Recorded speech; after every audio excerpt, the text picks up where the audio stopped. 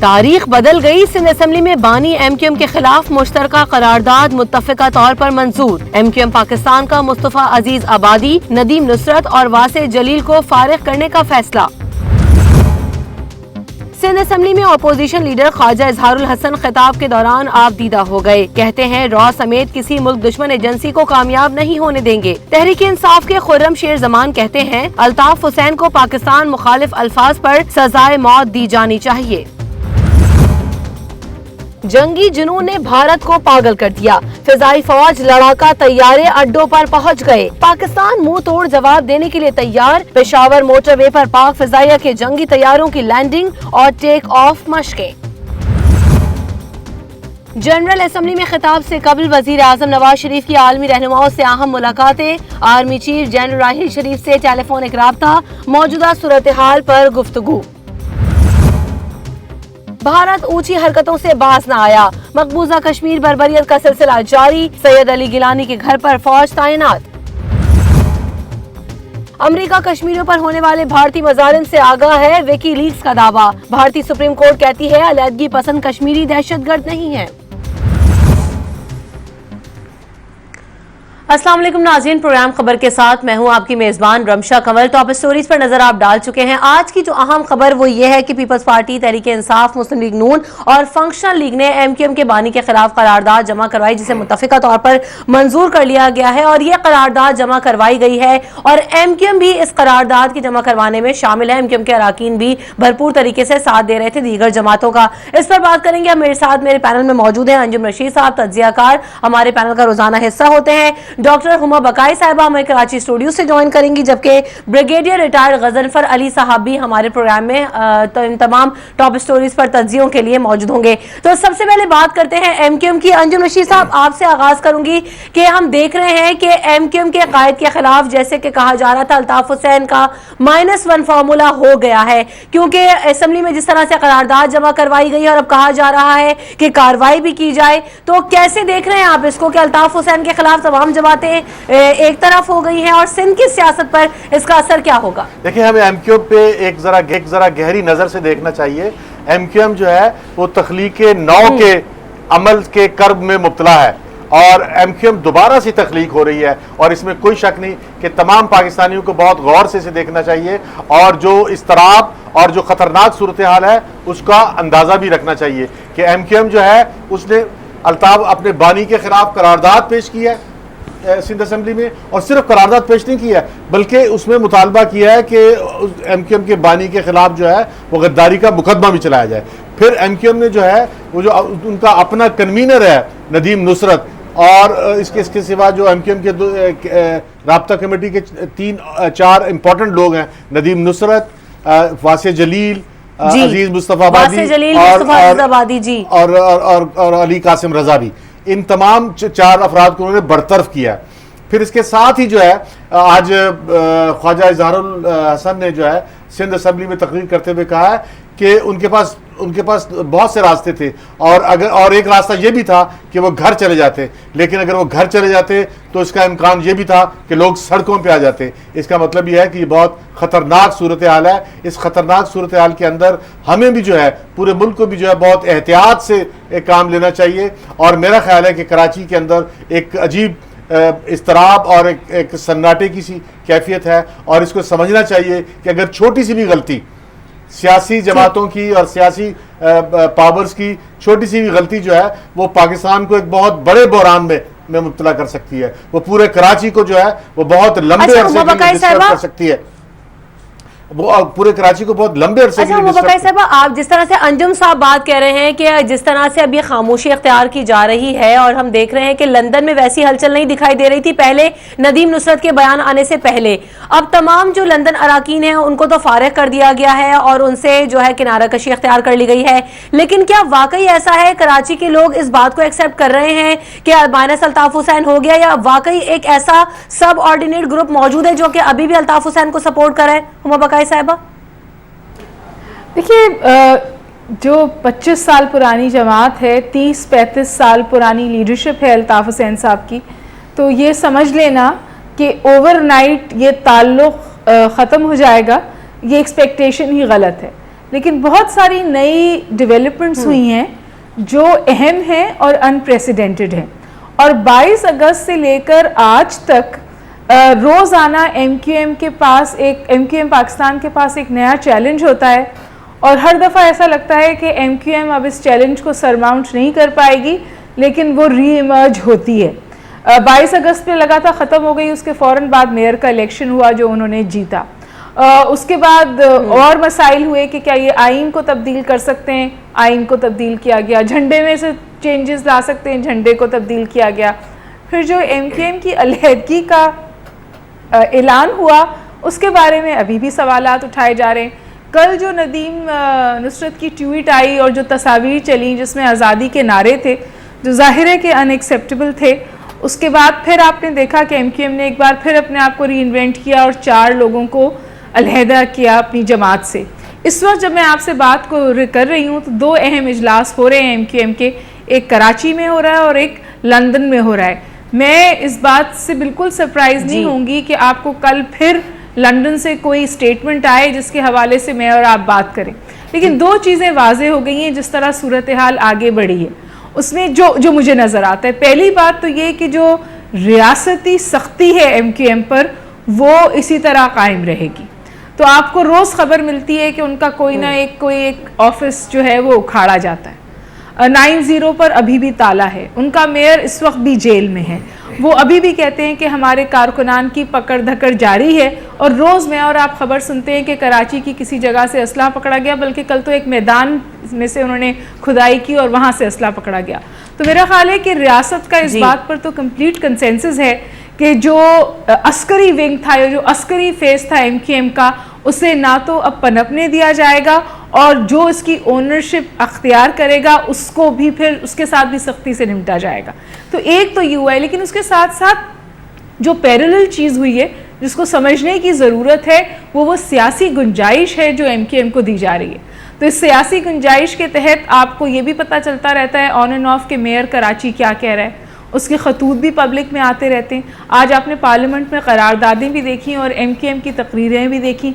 फिर 2 अहम जो रुकन हैं MQM के, एक तो फैसल सब्जवारी, वो तो आज असेंबली में थे, उन्होंने तकरीर भी की, और सलीम शहजाद, उन्होंने कल ऐलान किया कि वो वापस आ रहे हैं और वो फारूक सत्तार के साथ हैं। तो MQM अपने आप को री इन्वेंट कर रही है, और मेरा ख्याल है कि इस्टेब्लिशमेंट का ये कंसेंसस है कि इन्हें ये सियासी गुंजाइश देनी चाहिए, और अगर ये अपने आप को प्रूव कर सकते हैं कि ये इस सियासी गुंजाइश का गलत इस्तेमाल नहीं करेंगे, तो इन्हें फिर पनपने दिया जाए। देखिए आज जो गजनफर साहब से एक सवाल है, गजनफर साहब से एक सवाल है अंजुम साहब मेरा, वो ये है कि हुकूमत जो है वो क्या कार्रवाई कर सकती है अल्ताफ हुसैन के खिलाफ। अभी तक हुकूमत की जानिब से कोई स्ट्रॉन्ग स्टेटमेंट नहीं आया अल्ताफ हुसैन के खिलाफ। जितनी मजम्मती करारदादें अभी आज जमा कराई गई हैं, उस पर क्या मौक़िफ़ हो सकता है? अल्ताफ हुसैन के खिलाफ पाकिस्तान कैसे कार्रवाई कर सकता है?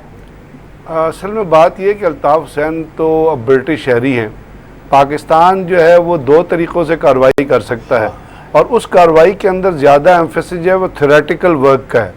यानी आपने जैसे अभी कहा गया कि इससे पहले भी जब अल्ताफ हुसैन तकरीर करते थे तो हमारी तरफ से, जब चौधरी निसार से पहले जो वज़ीर दाखिला थे, जब पीपल्स पार्टी की हुकूमत थी, उस वक्त तक कोई एक्शन नहीं होता था, एक रूटीन बना हुआ था जो चलता जा रहा था, तकरीरें होती जा रही थी और लोग सुनते जा रहे थे उसमें। लेकिन ये जो पाकिस्तान के ख़िलाफ़ जब तकरीर हुई और उससे पहले जब अल्ताफ हुसैन को पाकिस्तान में बैन किया गया, तो ये एक बहुत बड़ा स्टेप था जो कोर्ट के ज़रिए लिया गया। हुकूमत ने उस स्टेप को नहीं लिया था, कुछ सोशल सोसाइटी के लोग गए अदालत में और वहाँ से ये चीज़ है। अब उसको उसके बाद चैलेंज भी हुआ, लेकिन उसको मेंटेन किया गया। अब चूँकि वो बरतानिया में बैठे हुए हैं तो पाकिस्तान क्या कर सकता है? 2 चीज़ें हैं, या तो आप इंटरपोल को करें, रेड वारंट को जारी करवाएं और ये कोशिश करें कि उनको पाकिस्तान में लाकर ट्राई करें। लेकिन मेरा ख्याल पाकिस्तान में लाकर ना ट्राई करें तो अच्छा है, उनका जो कुछ होना है वहीं पे हो, चाहे उनको वहाँ पे जेल भेजा जाए या कुछ और किया जाए।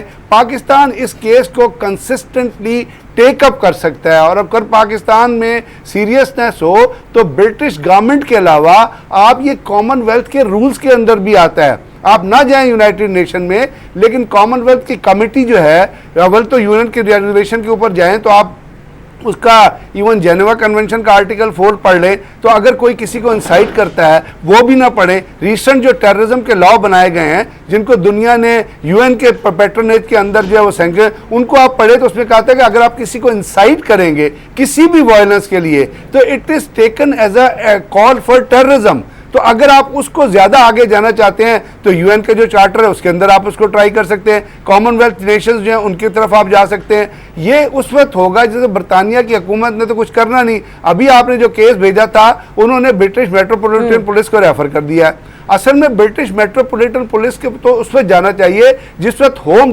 डिपार्टमेंट उस पर अपनी एक कंसेंसस दे चुका हो, वहां पर जो रूल कहता है कि हाँ जी ये चीज हुई है और अब ब्रिटिश मेट्रोपॉलिटन कॉर्पोरेशन जो है इसके खिलाफ कोई मुकदमा दर्ज करे। क्योंकि मेट्रोपॉलिटन कॉर्पोरेशन ब्रिटिश पुलिस जो है वो इन्वेस्टिगेटिव एजेंसी उसके अंदर नहीं आती है, उसके अंदर इन्वेस्टिगेटिव एजेंसी उस वक्त आती है जब कोई क्राइम जो है वो बरतानिया में कमिट हुआ हो। चूंकि ये चीजें एक आपकी गवर्नमेंट लेवल पे हो रही हैं तो उसके अंदर फिर गवर्नमेंट की और होम डिपार्टमेंट की इन्वॉल्वमेंट आ जाती है।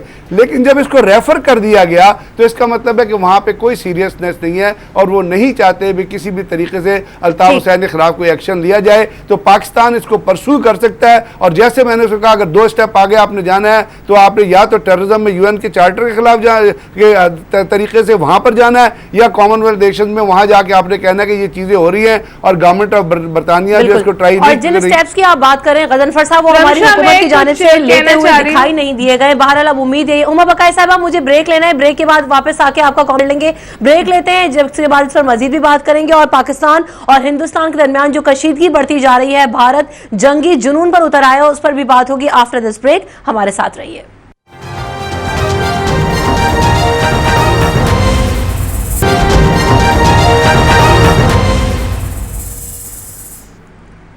खबर के साथ में आपको एक बार फिर कहेंगे खुशामदीद। बातें तो बहुत बड़ी बड़ी हो रही हैं। तहरीक इंसाफ के खुर्रम शेरजमान कहते हैं कि अल्ताफ हुसैन को पाकिस्तान के खिलाफ जो अल्फाज इस्तेमाल किए गए उस पर सजाए मौत दे देनी चाहिए। मुत्तफिका करारदाद भी मंजूर कर ली गई। हुमा बकाई साहब आपका कमेंट लेना चाहूंगी कि आखिर हुकूमत क्या कर रही है, किस तरह से कार्रवाई हो सकती है अल्ताफ हुसैन के खिलाफ?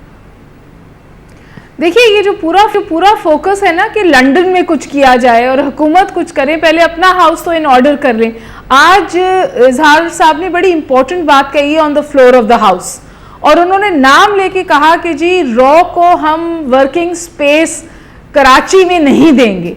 ये वो अहम जुमला है, ये वो अहम बात है जो फ्लोर ऑफ द हाउस पे हुई है जिसको हमें टेकअप करना चाहिए और इसे MQM पाकिस्तान के लिए टेस्टिंग ग्राउंड बनाना चाहिए।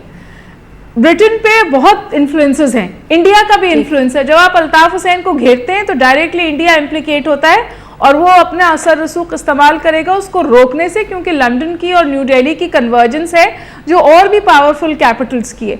तो मेरे ख्याल है कि आज की बात से जो अहम बात निकलती है वो कमिटमेंट है जो लीडर ऑफ द ऑपोजिशन ने फ्लोर ऑफ द हाउस पे दिया है कि वो कराची को प्रोटेक्ट करेंगे और कराची का ये उनका टेस्टिंग ग्राउंड है। अगर हमें उनका कमिटमेंट पाकिस्तान से टेस्ट करना है तो इसको देखना है और इसमें उनकी कोऑपरेशन को हमें इवैल्यूएट करना चाहिए। लंदन में क्या होगा, अल्ताफ हुसैन वो ब्रिटिश शहरी हैं, हम उनसे नाराज हैं, हमें और उनके हवाले से हमने उसका इजहार भी कर दिया और जो चीज अनथिंकेबल थी उन्हें हम पाकिस्तान की और कराची की सियासत से अलहदा कर दिया।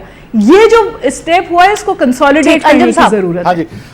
इसमें मैं सिर्फ इतनी सी बात कहूंगा कि ख्वाजा इजहार साहब ने जो बात की इससे पहले नजर ये आ रहा था कि जैसे अल्ताफ हुसैन कराची के अवाम के क्या हिस्सा है और कराची के अवाम अल्ताफ हुसैन से अलग नहीं होंगे। लेकिन मैं पाकिस्तान के लोगों को और कराची के लोगों को मुबारकबाद देना चाहता हूं कि उन्होंने अपने आप को अल्ताफ से और जो उन्होंने नारा लगाया था पाकिस्तान मुर्दाबाद उससे अलग कर लिया है। अब आपको कोई बहुत बड़ा खतरा नहीं है। लेकिन अभी जो रमशा जो आपने जाने से पहले बात की थी कि हम पाक भारत कशीदगी पे बात करेंगे, अब असल सूरत हाल यह है कि पाकिस्तान और भारत के दरमियान कशीदगी इस हद तक आगे बढ़ गई है कि इसको हम खतरनाक कशीदगी कह सकते हैं। क्योंकि पाकिस्तान में भी जो है जो हिंदुस्तान के अंदर जंगी जुनून है उसकी तैयारियां पाकिस्तान ने भी की हैं उसका जवाब देने के लिए।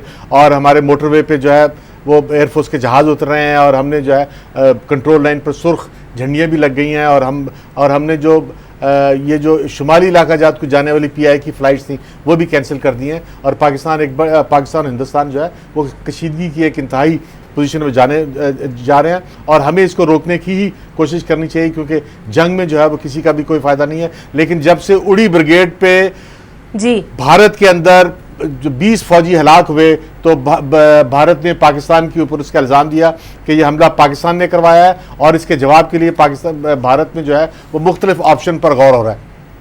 सबसे पहला ऑप्शन जो है, जो भारत के मीडिया में आ रहा है और जो भारत की जो दिफाई एनालिस्ट हैं वो बात कर रहे हैं, वो ये कह रहे हैं कि भारत को पाकिस्तान के इलाकों पर जो है वो हवाई हमला करना चाहिए, ख़ास तौर पर आज़ाद कश्मीर में जहाँ पर इनके हिज़्बुल मुजाहिदीन के और लश्कर तैयबा के और जैश ए मोहम्मद के जो है वो कैंप मौजूद हैं, वहाँ पर हवाई हमला करना चाहिए। दूसरी ऑप्शन उनके लिए है कि वहाँ पर खुसूसी दस्तों को भेजना चाहिए।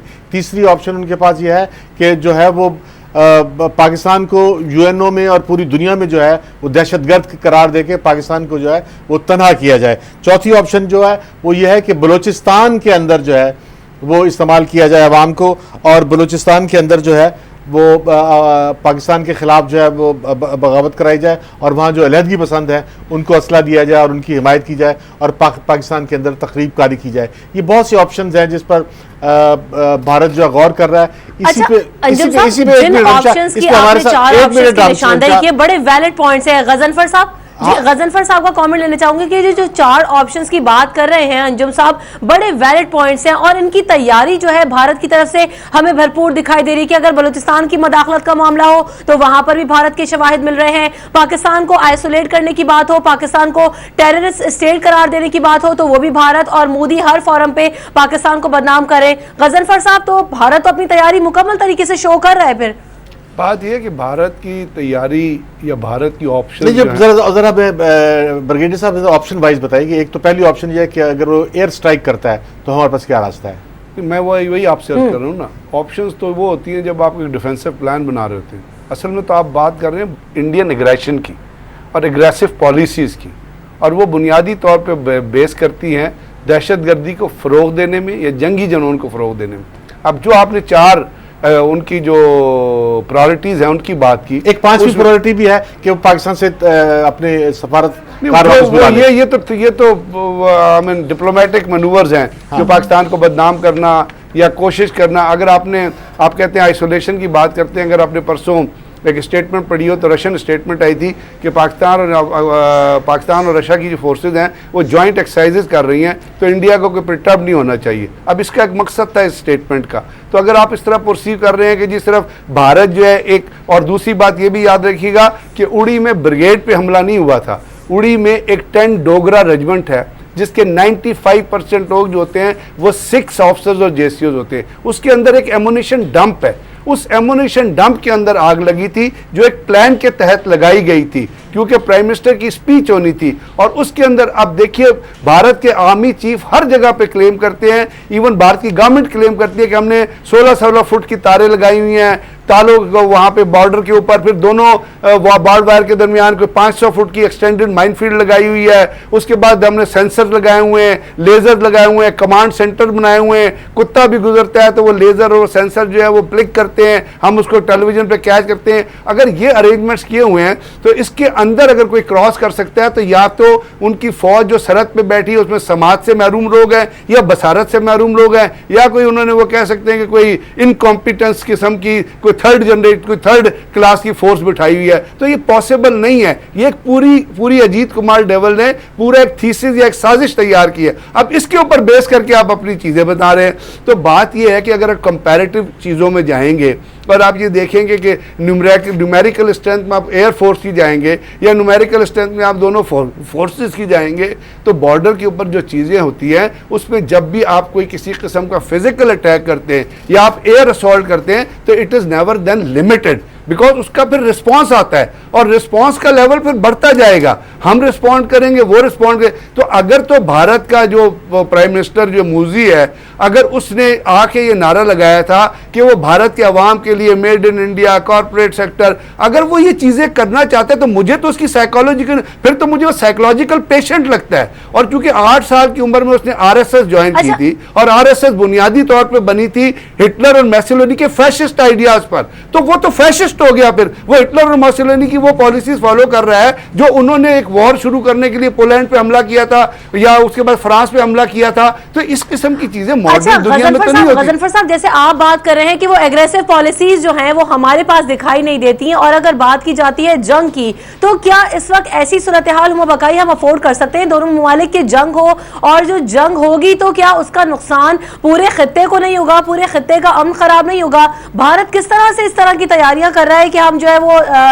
हमले करने के लिए तैयारियां कर रहे हैं और स्ट्रेटेजिक अटैक्स होंगे, तो हम इस वक्त अफोर्ड कर सकते हैं दोनों नेशंस? मैं आपसे यही तो अर्ज कर रहा था कि साउथ एशिया देखिए, दुनिया का सबसे बड़ा, ने बात की थी, आप सबसे बड़ा गुर्बत से भरा हुआ ये डॉक्टर हुमा पहले बात कर लेंगे। अच्छा प्लीज। जी, जो ब्रिगेडियर साहब ने बात कही वो भी बिल्कुल ठीक, और उससे पहले जो अंजुम रशीद साहब ने 4 ऑप्शंस बताई थी, देखिए उसमें से तो 2 डिप्लोमेटिक मैनूवर्स हैं जो इंडिया ऑलरेडी कर रहा है। जो प्रॉक्सी वॉर माउंट करने वाली सूरत हाल है, जहां वो अफगानिस्तान में अपना इन्फ्लुएंस इस्तेमाल कर रहा है पाकिस्तान के खिलाफ, वो तो जारी और सारी है, और उसके हमारे पास शवाहिद भी मौजूद हैं, और अब तो पूरी दुनिया के सामने वो शवाहिद हमने पेश भी किए हैं। यादेव का केस हमारे सामने है। जो पाकिस्तान को सफारती तौर पे आइसोलेट करने की बात है, उस पर भी इंडिया बहुत ज़ोर शोर से खासे अरसे से कारफरमा है, और इस कश्मीर की वायलेंस के बाद ये जो कश्मीर में सूरत हाल हुई है वो उसको ज़्यादा अग्रेसिवली करना चाहता है। ये जो आपने एक्टिव वॉर की बात की है ना, जहाँ आप बहुत ये बात की जा रही है कि पाकिस्तान के खिलाफ सर्जिकल स्ट्राइक्स की जाए, तो इसका नुकसान ज़ाहिर है खित्ते को और दोनों ममालिक का होगा, लेकिन भारत को इसका नुकसान पाकिस्तान से बहुत ज़्यादा होगा, क्योंकि अगर पाकिस्तान के ऊपर जंग मुसल्लत की जाएगी तो पाकिस्तान रिस्पॉन्ड करेगा। और बहैसियत स्टूडेंट ऑफ इंटरनेशनल रिलेशंस मैं ये चाहती हूँ सोचना और समझना कि दोनों तरफ की लीडरशिप में कम से कम इतनी सियासी मैच्योरिटी है कि वो जंग की तरफ नहीं जाएंगे। जौहरी जंग ऑप्शन भी नहीं है, उसके बारे में सोचना भी नहीं चाहिए, उसके बारे में कहना भी नहीं चाहिए, लेकिन बहरहाल पाकिस्तान ने अपना राइट टू फर्स्ट अटैक नहीं छोड़ा हुआ, तो वो कन्वेंशनल वेपन छोड़कर न्यूक्लियर वेपन की ऑप्शन की तरफ जा सकता है। और सबको पता है कि हमारे पास शॉर्ट रेंज टैक्टिकल वेपन्स इस वक्त हैं।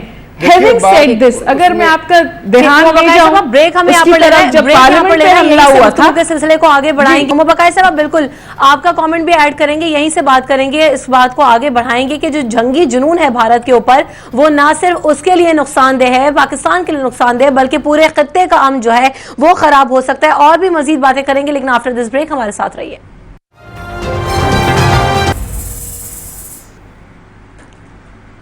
खबर के साथ में आपको एक बार फिर कहेंगे खुशामदीद। बात हो रही थी हिंदुस्तान और पाकिस्तान के दरमियान जो ताल्लुकात हैं वो कशीदगी जो है बढ़ती जा रही है। मैं बात करूंगी गजनफर साहब आपसे कि जिस तरह हम देख रहे हैं कि वजीर आजम भी अक़वाम मुत्तहिदा में एक तकरीर करने जा रहे हैं, कश्मीर का मामला भी उठाएंगे और पाकिस्तान और भारत के रिलेशन पर भी बात होगी, लेकिन ये तमाम सिनेरियो जब चल रहा है, सारे मामला चल रहे हैं, कश्मीर में उड़ी में जो धमाका होता है उसका इल्जाम बगैर तहकीकात के भारत पाकिस्तान पर लगा देता है, दहशतगर्दी का लेबल पाकिस्तान के ऊपर लग जाता है। तो आप क्या समझते हैं कि जो प्रॉक्सी वॉर है इसमें पाकिस्तान बहुत पीछे है और इससे पाकिस्तान का जो केस है वो भी अक़वाम मुत्तहिदा में वीक होता जा रहा है?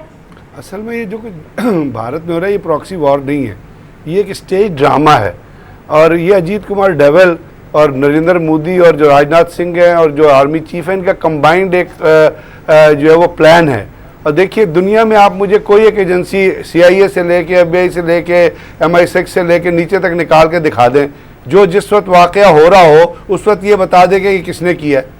तो जब ये वाक़या हो रहा है, असल में है रिसर्च एंड एनालिसिस विंग जो है इंडिया का, उसने एक मीडिया, उनका एक कंबाइंड मीडिया सेंटर है, मीडिया प्रोजेक्शन सेंटर है, मीडिया प्रोजेक्शन सेल है। जिस वक्त भी कोई वाक़या इस किस्म का वक़ूफ़ पज़ीर होता है तो वो एक स्क्रिप्टेड जो चीज़ें हैं वो तमाम 34 चैनल्स को प्रोवाइड कर देते हैं। और वो आप देख लीजिए बॉम्बे से लेके आज तक देख लीजिए वो 34 चैनल जो है एक ही चीज़, यानी बॉम्बे में अटैक हुआ था तो 1 घंटे बाद पता कर चल गया था कि वो अजमल कसाब नामी आदमी कर रहा है। यार किसको बेवकूफ़ बनाने की कोशिश कर रहे हो? इस तरह तो कोई 3rd क्लास फिल्म का ट्रेलर भी नहीं चलता है। तो ये जो चीज़ें हो रही हैं ये जो और हो किस वक्त रही हैं, जिस वक्त अक़वाम मुत्तहिदा में 122 सरबराहान मुमलिकत या 150 सरबराहान मुमलिकत बैठे हुए हैं। तो इससे बड़ा नीच काम कोई हो सकता है कि अक़वाम मुत्तहिदा जो दुनिया में अमन के लिए बनाई गई थी, वहाँ एक इजलास शुरू होता है, वहाँ पर सरबराहान मुमलिकत जाते हैं और भारत तमाम इखलाकी और लीगल इक़दार से नीचे गिर के इस किस्म का ड्रामा नचा देता है और फिर उसका इल्ज़ाम जो है पाकिस्तान पर थोप देता है। मैंने आपको बताया कि उनके बॉर्डर के ऊपर कितना बड़ा,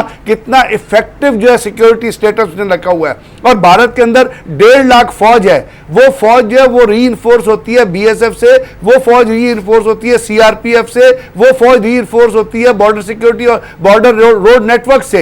यानी 1.5 लाख से ज्यादा आदमी है, एक पोस्ट के ऊपर 25 से 30 आदमी है। और नालों के अंदर जो चेक पोस्ट होती है उसके अंदर जो स्क्रीन है उसमें 10 से 15 आदमी बिठाए होते हैं, पर नालों के अंदर सेंसर है। कौन बेवकूफ शख्स है जो ये बिलीव करेगा कि इतनी सिक्योरिटी अरेंजमेंट? असल में बात यह है कि कुछ तो भारत कहता है, कुछ हमारे यहां बैठे हुए बहुत सारे ऐसे अक्लमंद लोग हैं, ऐसे एनालिस्ट हैं जो ये कहते हैं कि पाकिस्तान के अंदर ये नेटवर्क एग्जिस्ट कर रहे हैं। पाकिस्तान में हमारे सिविलियन 60,000 लोग मरे। उन बेवकूफों को यह नहीं पता कि जिस मुल्क के 60,000 लोग मर गए हो, आप अपने चैनल पे बैठ के किस तरह कह सकते हैं कि पाकिस्तान के अंदर नेटवर्क, पाकिस्तान की फौज ये बर्दाश्त कर सकती है कि जब आप एक जंग ज़र्ब-ए-अज़्म में लड़ रहे हैं, आप एक जंग कोयटा में लड़ रहे हैं, तो यहां पे कोई नेटवर्क हो जो आप बाहर भेज रहे हो? तो ये जो हमारे अंदर के जो एक कुछ लोग मीर जाफर है, जब ये गवर्नमेंट के साथ मिल जाते हैं, ये मीडिया पे आते हैं, तो ये प्रोजेक्शन देते हैं। उस प्रोजेक्शन को यूनाइटेड नेशन में, हालांकि तमीना जंजुआ ने जो यूनाइटेड नेशन में तकरीर किया है, उन्होंने इफेक्टिवली भारत के अंदर जो फॉल्ट लाइंस हैं जो एग्जिस्ट कर रही हैं उनको जब उन्होंने पॉइंट आउट किया, और जिस तरह अभी MQM के टारगेट किलर्स का जो सिलसिला खत्म हुआ है और इंडिया बरतानिया में जो रॉ का एक नेटवर्क था, तो ये तमाम साहब और हुमा बकाई साहब की साहिबा की जानिब भी बढ़ते हैं। अंजुम साहब, जैसे गजनफर साहब ने बात की, बड़ी वैलिड बात है कि जिस तरह से अगर बॉम्बे अटैक्स हो, अगर पठानकोट का मामला हो, तो आप भारत से चाहते हैं तहकीकात में भरपूर तरीके से वो पाकिस्तान उनका साथ दे, लेकिन अगर आप इल्जाम लगा रहे हैं उड़ी पर पाकिस्तान का, तो आप ना ही शवाहिद पेश कर रहे हैं, ना ही तहकीकात हुई, पाकिस्तान के आपने ऊपर इल्जाम लगा दिया। पाकिस्तान हर तरह से मुआवनत करता है भारत की, लेकिन भारत जब पाकिस्तान का मामला है तो उस तरह से मुआवनत नहीं करता, और फिर पाकिस्तान रेजिस्टेंस करता भी दिखाई नहीं देता। अंजुम साहब, असल में जो अभी ब्रिगेडियर गजनफर साहब कह रहे हैं कि पाकिस्तान के अंदर कुछ लोग बात कर रहे हैं, लेकिन ये पूरी दुनिया का इंटरनेशनल मीडिया भी पाकिस्तान के खिलाफ लिख रहा है। और अभी अमेरिका की तरफ से और इवन खुद अक़वाम मुत्तहिदा में जो है वो लश्कर तैयबा के ख़िलाफ़, जैश मोहम्मद के ख़िलाफ़ और हक्कानी नेटवर्क के ख़िलाफ़ जो है वो एक रेजोल्यूशन मंजूर हुआ था कि ये दहशतगर्द हैं। देखिए, हक्कानी नेटवर्क को तो अमेरिका सपोर्ट करता था ना।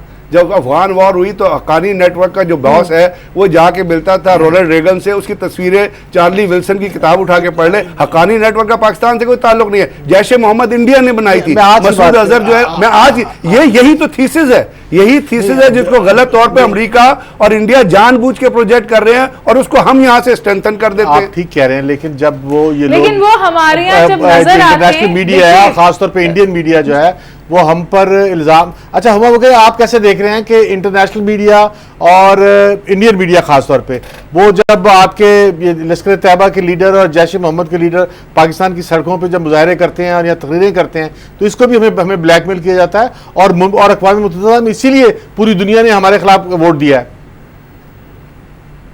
ये बात भी सही है, और इनफैक्ट इंडिया कांग्रेस ने, एक अमेरिकन कांग्रेस ने भी ये कहा जा रहा है, और उसके लिए इंडिया बहुत वाज़ेह कोशिश कर रहा है कि पाकिस्तान को टेररिस्ट स्टेट डिक्लेयर किया जाए। ब्रिगेडियर साहब किसी हद तक तो सही कह रहे हैं कि हाफिज सईद साहब जैसे लोग जो हैं वो इस वक्त उसको पाकिस्तानी इस्टेब्लिशमेंट ने कंटेन ज़रूर किया है, तो वो एडवेंचरिज्म अब पाकिस्तान की सॉइल से नहीं कर सकते, लेकिन द फैक्ट कि वो पाकिस्तान में खुले बंदों फिरते हैं, स्टेटमेंट्स देते हैं और उनको कंस्ट्रेबल लेवरेज हासिल है, इसको इंडिया और इंटरनेशनल कम्युनिटी हमारे खिलाफ एक्सप्लॉइट करती है। लेकिन डॉक्टर साहब, कि हमने इन अनासर को कंटेन किया है, बहुत मातब के साथ प्रोग्राम का वक्त खत्म हो रहा है। हुमा बकाई साहिबा बहुत शुक्रिया, हमारे साथ मौजूद थी, और गजनफर अली साहब भी हमारे साथ मौजूद थे, तज़कियाकार अंजुम रशीद साहब भी मौजूद थे। टॉप स्टोरीज पर हमने नजर डाली। बिल्कुल कोशिश यही है कि जिस तरह से पाकिस्तान और भारत के ताल्लुकात हैं वो बेहतर होते का जो अमन है, जैसे कि आज आलमी दिन भी मनाया जा रहा है अमन का, तो वो बेहतर रहे।